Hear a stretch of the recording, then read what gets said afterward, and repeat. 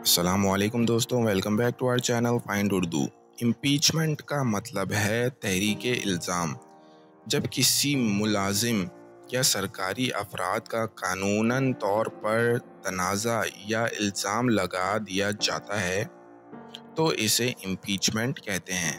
मिसाल के तौर पर, अगर कोई सरकारी अफराद अपने दायरे फ़राइज़ से बाहर चला जाए या गलत अमल करे तो उनका इम्पीचमेंट हो सकता है। The president faced impeachment for his एलिज्ड misconduct. सदर को अपनी मालूमात पर घुल मिल के इल्ज़ाम के लिए तहरीके इल्ज़ाम का सामना करना पड़ा। तो दोस्तों, ये था इम्पीचमेंट लफ्ज़ का मतलब। उम्मीद है अब आपकी समझ में आ गया होगा। मिलते हैं नेक्स्ट वीडियो में। शुक्रिया।